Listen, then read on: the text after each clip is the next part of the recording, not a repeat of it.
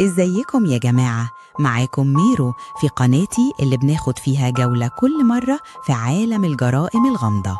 قصص ساعات تحس إنها طالعة من فيلم رعب، بس صدقوني كلها حقيقية. كل حلقة هنا هنفتح ملف جديد ونتكلم عن تفاصيل هتخليكوا تعيدوا التفكير في الدنيا والناس اللي حوالينا. لو انت بتحب الغموض والتشويق يبقى انت في المكان الصح.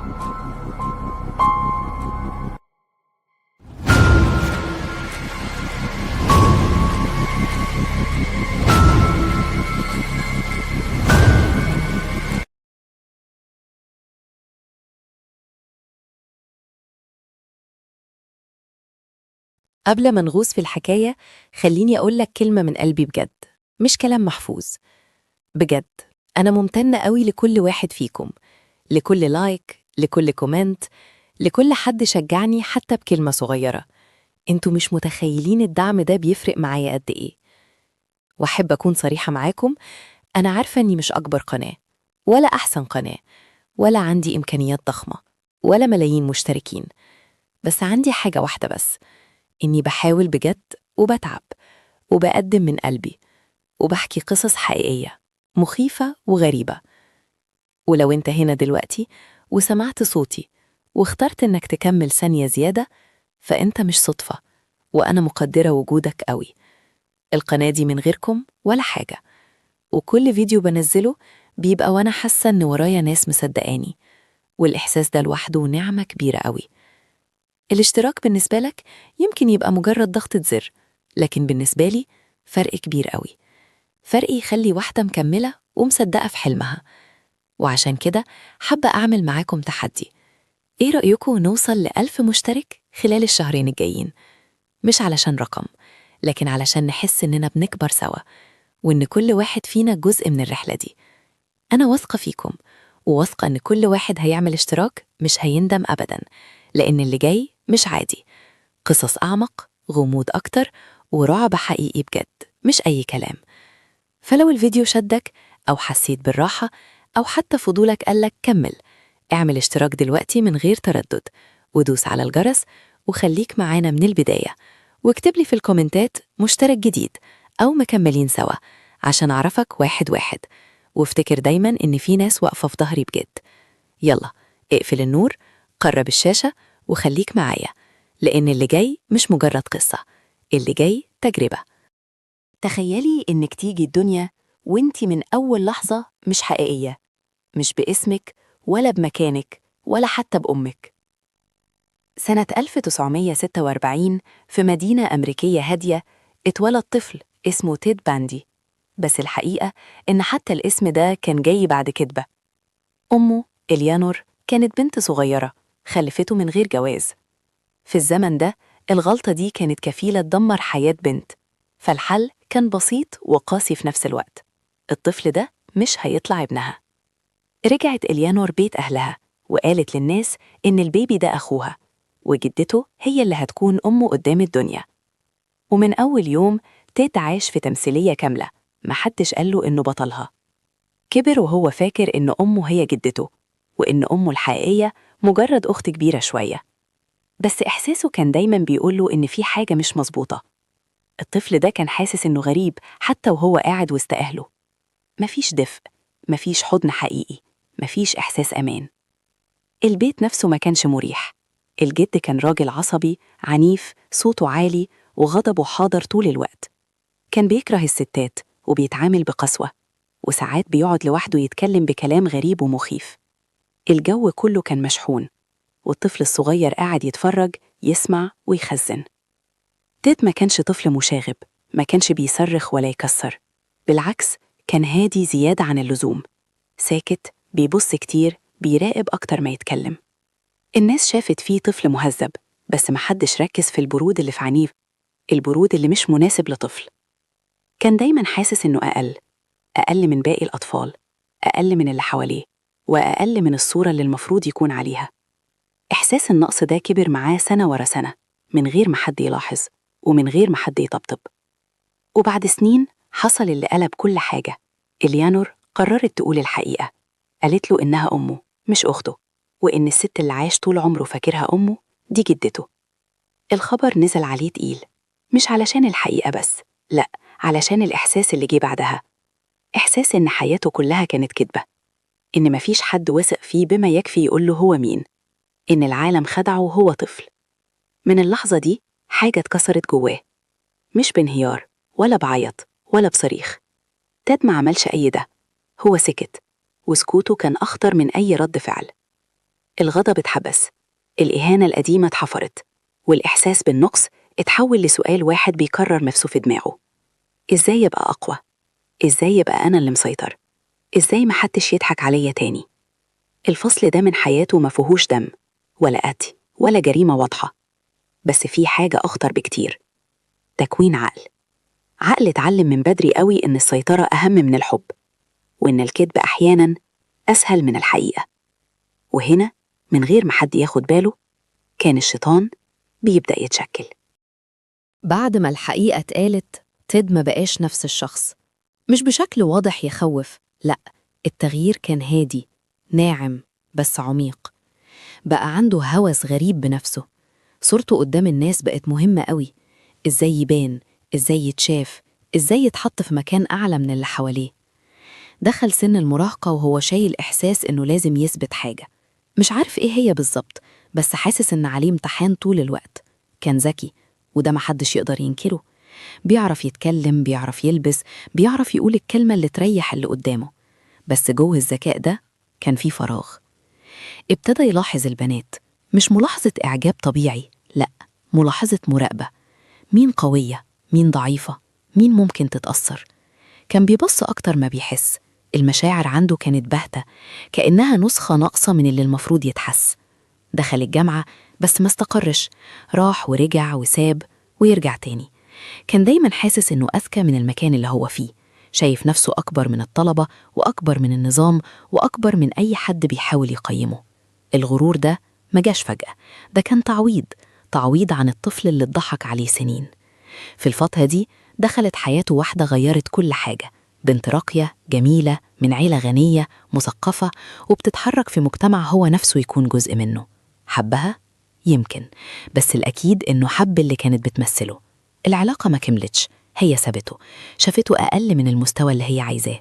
اللحظة دي حفرت جرح عميق قوي، مش جرح حب، جرح كرامة. اتأكد الإحساس اللي جواه من زمان: أنا مش كفاية، بس هخليكوا تندموا إنكوا فكرتوا كده. بعدها تيد ابتدى يعيد تشكيل نفسه، غير طريقة كلامه، غير لبسه، دخل في السياسة، اشتغل في حملات انتخابية. كان بيقف وسط الناس وبيتكلم بثقة، اللي يشوفه يقول شاب طموح محترم مستقبله باين، ولا حد كان شايف اللي مستخبي ورا الابتسامة. اشتغل كمان في خط ساخن لمنع الانتحار، كان بيسمع ناس على حافة الموت ويهديهم ويقنعهم يعيشوا.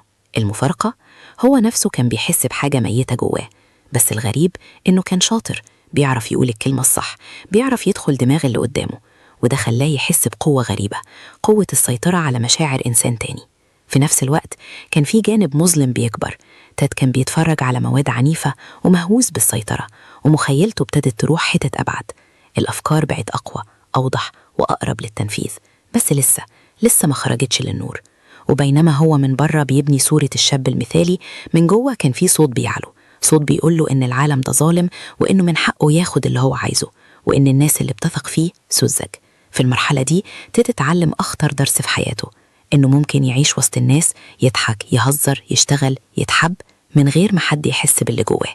وده الإحساس خلاه يحس إنه ذكي ومختلف ومش زي أي حد، حاسس إنه فوق القوانين وفوق الشك. ومع الإحساس ده كان الخط الفاصل بين الفكرة والتنفيذ بيبتدي يختفي واحدة واحدة. واللي جاي بعد كده ما بقاش مجرد أفكار في دماغ شاب مجروح، ده بقى أول خطوة فعلية نحو الوحش اللي الدنيا كلها هتعرفه بعدين. في الوقت اللي تيد كان شكله فيه ثابت من بره، جواه كان بيتغير بسرعة مخيفة. الأفكار ما بقتش عشوائية ولا مجرد خيالات بتيجي وتروح، بقت منظمة، بقت ليها شكل وليها سيناريو. وهو بقى بيستمتع بده، باستمتاع هادي بارد من غير اندفاع. في الفترة دي اتعرف على ليز، ست بسيطة طيبة، مش من العالم اللي هو كان بيحلم بيه زمان، بس كانت محتاجة حد، وهو عارف يلعب الدور كويس. كان حاضر، مهتم، بيعرف يسمع وبيعرف يطبطب. معاها كان شخص مختلف، أو خلينا نقول نسخة محسوبة بعناية. عاشوا مع بعض، بيت واحد، حياة شكلها طبيعي. الجيران شايفين شاب محترم شغال ومرتبط. ليز نفسها كانت شايفة فيه أمان، ما كانش عنيف ولا صوته عالي ولا تصرفاته غريبة. بالعكس، كان هادي زيادة عن اللزوم، الهدوء اللي يخليك تطمني. بس في نفس الوقت تيد كان بيبدأ يعيش حياة تانية، حياة محدش فيها غيره. كان بيخرج لوحده كتير، يسوق من غير هدف، يقعد يراقب الناس، يختار من غير استعجال، من غير تهور. كل حاجة كانت بتمشي في دماغه زي لعبة شطرنج. ابتدى يلاحظ نوع معين، مش أي حد، بنات بشكل محدد، شكل معين، شعر معين، طريقة مشي معينة. الموضوع ما كانش عشوائي وما كانش رغبة لحظية، كان اختيار، وكان دايما حاسس إن الاختيار ده حقه. وفي نفس الوقت كان بيشتغل وبيضحك وبيقابل ناس وبيحضر مناسبات. كان بيعرف يفصل بين العالمين بسهولة مرعبة، لا تأنيب ضمير ولا توتر واضح، كأنه قافل درج في دماغه وحاطط فيه كل حاجة سودة ويقفل عليه كويس. اللي كان بيحصل جواه بقى أتقل من إنه يفضل مجرد أفكار، بقى فيه إحساس متكرر إنه محتاج يحس بالسيطرة الكاملة، مش كلام، مش إعجاب، سيطرة حقيقية. السيطرة دي كانت بالنسبة له تعويض عن كل مرة حس فيها إنه ضعيف أو مرفوض أو أقل. كان بيتمرن في خياله كل تفصيلة، كل خطوة، إزاي يقرب، إزاي يتكلم، إزاي يبان شخص محتاج مساعدة مش شخص خطر. وكان مقتنع إن ذكائه كفاية يخليه ينجح، وإن الناس بطبيعتها بتميل تساعد. وفي اللحظة اللي الفكرة بقت جاهزة، ما حصلش انفجار، ما حصلش تردد طويل. القرار اتاخد بهدوء، كأنه بيقرر يغير شغله أو يشتري عربية. بالنسبة له ده كان تطور طبيعي. ومن هنا الخط اللي كان فاصل بين الإنسان العادي وبين المجرم اتشال خالص، مش لأنه فجأة بقى وحش، لكن لأنه من جواه كان شايف نفسه دايما كده، بس لسه محدش عارف. العلاقة مع ليز استمرت، بس بقت أكتر سطحية من ناحيته. بقى حاضر بجسمه، غايب بعقله. ساعات يبصلها وهي بتتكلم بس ما يكونش سامع. عقله كان في حتة تانية خالص، حتة فيها تخطيط وترتيب وانتظار. وفي نفس الوقت كان إحساس الثقة بيزيد، ثقة إن محدش شايف، إن محدش شاكك، إن الصورة اللي بناها لنفسه قوية كفاية تحميه. الثقة دي كانت أخطر حاجة حصلت له، لأنها شالته من مرحلة الفكرة لمرحلة الفعل. ومع أول خطوة حقيقية في الطريق ده، تيد ما حسش بالذنب ولا بالخوف، حس بحاجة واحدة بس، إنه أخيراً بقى المسيطر. والإحساس ده كان بداية سلسلة ما وقفتش غير بعد ما الدنيا كلها فتحت عينيها عليه. الأحداث دخلت مرحلة مختلفة سنة 1974، مش أفكار ولا مراقبة ولا تخيل. في السنة دي البنات فعلياً ابتدت تختفي. أول الاختفاءات كانت في ولاية واشنطن، بنات جامعة أعمارهم متقاربة، شكلهم قريب من بعض، شعر طويل مفروق من النص، تفاصيل بسيطة بس لما تتحط جنب بعض تعمل نمط واضح. في الوقت ده ما كانش فيه اسم ولا متهم ولا حتى فكرة إن فيه قاتل متسلسل. كل حالة كانت بتتسجل لوحدها كأنها حادثة مستقلة. الشهود القليلين اللي اتكلموا قالوا نفس الجملة تقريباً. كان في شاب شكله مهذب اسمه تيد طلب مساعدة. كان بيبان مصاب، دراع مربوطة أو رجل مجبسة، مفيش عنف ظاهر، مفيش تهديد، مجرد شخص محتاج مساعدة دقيقة. البنات كانوا بيثقوا فيه، وده مثبت في أقوال شهود حقيقيين. عدد ضحايا تيد باندي المؤكدين رسمياً حوالي 30، وفي حالات كتير ما تلقاش فيها الجثمان، فطريقة الوفاة فيها اتحددت بالاعترافات والأدلة غير المباشرة. هذكر الضحايا المؤكدين بالأسماء والتواريخ من المرحلة دي. بعد ما القرار اتحول لفعل، الأسماء ابتدت تتحول من بلاغ اختفاء لأشخاص حقيقيين، كل اسم وراه حياة اتقفلت فجأة. ليندا آن هيلي اختفت يوم 31 يناير 1974 من شقتها في سياتل، واشنطن. آخر مرة اتشافت كانت بالليل. التحقيقات أثبتت لاحقاً إن الوفاة حصلت في نفس الليلة تقريباً. السبب حسب ما ورد في الاعترافات والأدلة كان منع النفس بعد فقدان الوعي. كانت أول اسم يتحط في السلسلة رسمياً. بعدها بأسابيع، دونا جيل مانسون اختفت يوم 12 مارس 1974 بعد خروجها من عملها. ما وصلتش بيتها أبداً. جثمانها لم يعثر عليه، لكن اعتبرت من الضحايا المؤكدين بناءً على اعترافات لاحقة. الوفاة حسب التحقيقات حصلت خلال ساعات من الاختفاء بنفس الأسلوب الهادئ المباشر. سوزان رانكورت اختفت يوم 17 إبريل 1974 من جامعة سنترال واشنطن. شوهدت آخر مرة وهي متجهة لسكن الطالبات. جثمانها لم يسترد، لكن الأدلة والاعترافات أكدت وفاتها في نفس الليلة تقريباً، والسبب المصنف كان منع النفس. روبرتا كاثلين باركس اختفت يوم 6 مايو 1974 بعد مغادرتها مكان عملها. جثمانها لم يعثر عليه، لكن أدرجت رسمياً ضمن الضحايا المؤكدين. التحقيقات أثبتت أن الوفاة حصلت في وقت قريب من الاختفاء. بريندا كارول بال اختفت يوم 1 يونيو 1974 بعد شهور تم العثور على رفاتها في منطقة جبلية. التقارير الطبية صنفت الوفاة ضمن نفس النمط العام: فقدان وعي ثم توقف الحياة نتيجة السيطرة الجسدية. جورجينا آن هوكنز اختفت يوم 11 يونيو 1974 بعد سهرة مع أصدقائها في جامعة واشنطن. لم يتم العثور على جثمانها كاملاً. الوفاة أكدت بالاعترافات والأدلة الظرفية وبنفس الأسلوب المتكرر. جانيس أوت اختفت يوم 14 يوليو 1974 من بحيرة سماميش في وضح النهار وسط ناس كتير. شوهدت وهي تغادر مع رجل مصاب بذراع مربوطة. جثمانها لم يعثر عليه، لكن القضية كانت من أهم الأدلة المباشرة ضده. الوفاة حسب التحقيقات حصلت في نفس اليوم. دينيس ناسلوند اختفت في نفس اليوم والمكان 14 يوليو 1974. آخر مرة شوهدت وهي تساعد نفس الشخص. اعتبرت من الضحايا المؤكدين، والوفاة حصلت خلال ساعات. كارين سباركس يوم 4 إبريل 1974 كانت واحدة من الناجيات القلائل. تعرضت لمحاولة إنهاء حياة لكنها نجت، وشهادتها كانت دليل مباشر على الأسلوب المستخدم، وساعدت في تصنيف طريقة السيطرة والاعتداء بدون وصف مؤذي. مع تكرار الأسماء الصورة بقت أوضح. مش حوادث، مش صدفة، سلسلة واحدة، عقل واحد، ونهاية واحدة تقريبا لكل ضحية. الوفيات كلها حسب التقارير الرسمية اتصنفت ضمن فقدان وعي يعقبه منع النفس، من غير استخدام أدوات معقدة ومن غير اندفاع. اللي كان مرعب في المرحلة دي إن الأسماء بتزيد، والفاصل الزمني بين كل حالة والتانية بيقصر، وتيد لسه عايش حياته العادية. وده اللي خلى القضية تتحول من اختفاءات غامضة إلى واحدة من أخطر القضايا الجنائية في تاريخ أمريكا. مع تكرار الاختفاءات، الشرطة أخيراً بطلت تتعامل مع كل بلاغ لوحده. التفاصيل اللي في الأول كانت باينة بسيطة بقت فجأة مفاتيح. الاسم، طريقة الكلام، الدراع المصابة، العربية الفولكسفاجن البيتل الفاتحة، كلها خيوط اتربطت ببعض. أول مرة اسم تاد يتحط في تقرير رسمي ما كانش باعتباره متهم، كان مجرد شخص شوهد في المكان، بس الاسم فضل يتكرر.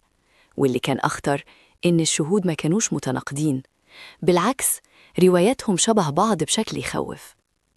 في نفس الوقت تاد كان بيبدأ يحس بحاجة جديدة: الضغط. مش خوف، لأ، ضغط إن الدايرة بتقرب. في أغسطس 1974 تم العثور على رفات لعدد من الضحايا في منطقة تايلر ماونتن. المكان ده بقى نقطة تحول. لأول مرة التحقيق بقى عنده دليل مادي يربط أكتر من حالة ببعض. الفكرة بقت واضحة، في شخص واحد ورا كل ده.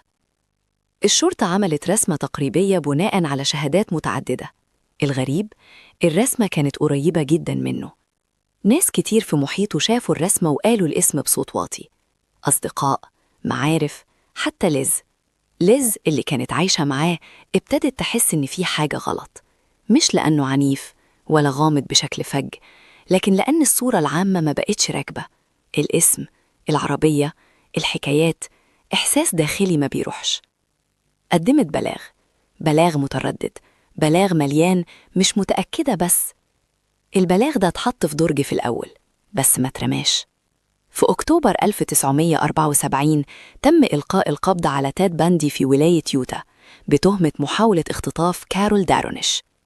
كارول نجت، وشهادتها كانت واضحة، دقيقة، قوية. القبض عليه ما كانش بسبب واشنطن، كان بسبب يوتا، بس كل اللي فات رجع يطلع على السطح. خلال التحقيق تاد كان هادي، ذكي، متماسك، ما اعترفش، ما انهارش، لعب دور البريء اللي مظلوم. بس الأدلة ابتدت تتراكم: الشهود، العربية، التوقيتات، وأسماء اختفت ورا بعض بنفس السيناريو. اللي كان مرعب بقى إن رغم القبض عليه في ناس لسه كانت بتختفي في ولايات تانية قبل ما يتأكدوا إنه هو نفس الشخص. القضية بقت أكبر من ولاية، بقت شبكة. الفصل ده ما كانش نهاية الجرائم، كان نهاية الحرية المطلقة. من اللحظة دي تيد دخل مرحلة جديدة، مرحلة المواجهة، مش مع الشرطة بس، مع صورته اللي بناها سنين. وبرغم كل ده لسه ما كانش حد متخيل إن اللي جاي هيكون أبشع وأكتر صدمة من كل اللي فات. من اللحظة اللي اتقبض فيها عليه، تيد ما دخلش دور المتهم العادي، دخل دور مختلف خالص. قرر يبقى محامي نفسه، قرار صادم بس قانوني. وقف قدام القاضي مش بس كمتهم، كشخص بيدير دفاعه بنفسه، بيتكلم، يعترض، يناقش ويستعرض ذكائه. القاعات كانت ساكتة وهو بيتكلم، مش لأن كلامه قوي قانونياً دايماً، لكن لأن حضوره كان غريب. واحد متهم بسلسلة اختفاءات واقف بيتكلم بثقة، يبتسم أحياناً ويبان كأنه مستمتع. الثقة دي كانت سلاحه، وبرضه كانت سبب سقوطه. في واحدة من جلسات المحاكمة في يوتا طلب يدخل مكتبة المحكمة علشان يراجع أوراق قضيته بنفسه. طلب طبيعي جدا، خصوصا إنه محامي نفسه، مفيش سبب للرفض. دخل المكتبة، قعد شوية، بص في الملفات، وبهدوء مريب قرب من الشباك. الشباك كان مفتوح على مساحة خلفية، مفيش حراسة مباشرة. لحظة محسوبة، قفز. الهروب حصل في ثواني، بس صداه دوّف كل النظام القضائي. حالة ارتباك، تفتيش، مطاردات. اتمسك بعد أيام، لكن الرسالة كانت وصلت. هو شايف نفسه أذكى من القفص كله. رجع السجن، ورجع التفطيط. في سجن مقاطعة بيتكن ابتدى مرحلة تانية. نقص وزنه عمداً، درس مواعيد الحراس، راقب التفاصيل الصغيرة. وفي ليلة استغل فتحة في سقف الزنزانة، طلع للسقف، انتقل لشقق فوق، وخرج من المبنى كأنه شخص عادي. الهروب التاني كان كارثي، مش بس لأنه هرب، لكن لأنه كان حر فعلاً. اتجه لفلوريدا، ولاية جديدة، ولا حد هناك حافظ ملامحه، ولا قضيته واخدة نفس الزخم. وفي يناير 1978 دخل سكن طالبات جامعة فلوريدا. الدخول ما كانش عنيف من الأول، كان سريع، مباغت. واللي حصل جوه، التقارير وصفته بلغة طبية صارمة من غير تفاصيل فجة. الملفات الطبية سجلت إصابات شديدة، آثار اعتداء غير تقليدي، علامات أسنان واضحة استخدمت كدليل، تشوهات في الجزء العلوي من الجسد أدت لربط الجرائم ببعضها. التفاصيل دي ما اتقالتش علشان الصدمة، لكن علشان تثبت إن ده نفس الشخص، نفس النمط، نفس العقل. في طالبات فقدوا حياتهم، وفي ناجيات. الناجيات وصفوا الشخص، حركته، طريقته، نبرته، كل حاجة ركبت على اسم واحد. بعد فترة قصيرة، ضابط في منطقة سكنية لاحظ شخص تصرفاته مش طبيعية. قرب، ناداه، تجري. الجري المرة دي كان عشوائي، مفيش خطة، مفيش مخرج. الضابط جري وراه، الناس خرجت من البيوت، الشارع بقى شاهد. اتقبض عليه بعد مطاردة قصيرة، قاوم لكن انتهى. القبض ده كان النهاية الحقيقية، مفيش هروب بعدها، مفيش مسرح. رجع للمحكمة، وبرضه كمل كمحامي نفسه، بس المرة دي الكاميرات كانت شغالة، العالم كله بيتفرج. ذكائه ما بقاش ميزة، بقى حاجة مرعبة.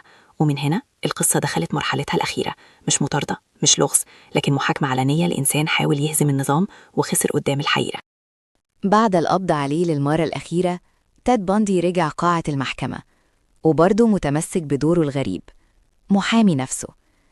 واقف قدام القاضي، بيسأل الشهود، بيعترض، وبيحاول يسيطر على المشهد كأنه صاحب المسرح. بس الفرق إن المرة دي المسرح كان مليان كاميرات، الإعلام حضر، الناس احتشدت، والقضية بقت مش بس محاكمة مجرم، بقت عرض عالمي. وسط الزحمة دي حصلت حاجة أغرب من الخيال. ست اسمها كارول آن بون كانت بتشتغل معاه قبل كده، وكان بينهم علاقة قديمة. فضلت واقفة في صفه طول الوقت، مصدقة أو عايزة تصدق. وأثناء المحاكمة، قدام القاضي، قدام الكاميرات، استغل ثغرة قانونية. وهو بيسألها كشاهد، قال جملة معناها القانوني إنها موافقة على الجواز. القاضي اعترف بالجملة، والقانون اعتبرها زواج رسمي. القاعة اتصدمت، الصحافة اتجننت، العالم كله اتلخبط. إزاي مجرم متهم بجرائم مرعبة يتجوز جوه المحكمة؟ مش بس كده، بعد فترة كارول أعلنت أنها حامل وخلفوا بنت. باندي بقى أب، وهو على قائمة الإعدام. الصورة دي كانت صدمة أخلاقية للعالم كله، مش لأن الجريمة اتغفرت، لكن لأن الواقع بقى أغرب من أي خيال.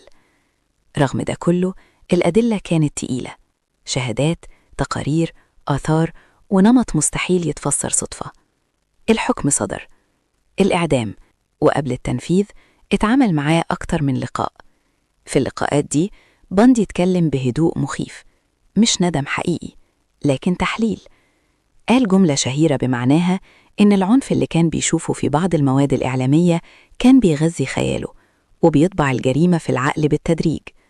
وحذر الشباب مش من نفسه لكن من الاستهانة بالتأثير النفسي للمحتوى العنيف لما يدخل العقل من غير وعي. ناس شافت كلامه محاولة تبرير وناس شافته تحذير متأخر، بس المؤكد إن اللحظة دي كانت آخر مرة يحاول يتحكم في الرواية. يوم التنفيذ بره السجن كان في ناس واقفة، في ناس بتهتف وفي ناس واقفة ساكتة، مش احتفال ولا شفقة، حاجة أقرب للثقل. تيد باندي اتنفذ فيه الحكم في يناير 1989 من غير مسرح، من غير كلام طويل. النهاية كانت هادية زيه بالظبط. بعد موته جثته اتحرقت والرماد اتناثر في منطقة جبلية كانت مرتبطة ببعض الضحايا، كأن الدايرة اتقفلت في نفس المكان اللي ابتدت فيه. لكن القصة ما خلصتش بموته، فضل مثال، دراسة، تحذير. إزاي شخص شكله عادي يعيش وسط الناس ويعمل ده كله من غير ما حد يشك؟ إزاي الذكاء ممكن يبقى أداة شر لو اتساب من غير ضمير؟ قضية تيد باندي ما كانتش بس عن جرائم، كانت عن الخداع، عن الثقة، وعن إن الشر مش دايما بيبان في صورته الحقيقية. وأخطر حاجة إن في ناس كتير لو ما شافوش الحقيقة كاملة كانوا ممكن يفتكروه مجرد قصة، بس الحقيقة إن القصة دي كانت حياة ناس اتقفلت للأبد. بعد ما وصلنا لنهاية حلقتنا، أنا رأيي الشخصي تيد باندي مش مجرد مجرم أو قصة رعب، مش بس أسماء وأرقام في ملفات الشرطة.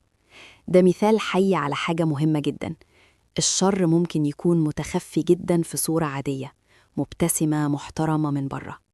الشخص اللي قدامك ممكن يكون لطيف، مهذب، مبتسم، حتى واثق من نفسه، بس جواه أفكار خطيرة، مخططات، وتحكم كامل في الآخرين. وده اللي خلى قصته تبقى صدمة لكل الناس اللي عرفوها بعدين. اللي فعلا أخفني أكتر من أي حاجة مش الجرائم نفسها، لكن طريقة التفكير، طريقة التخطيط، الهدوء المريب. ده اللي خلاه ينجح في البداية ويستمر وقت طويل قبل ما العدالة تمسكه.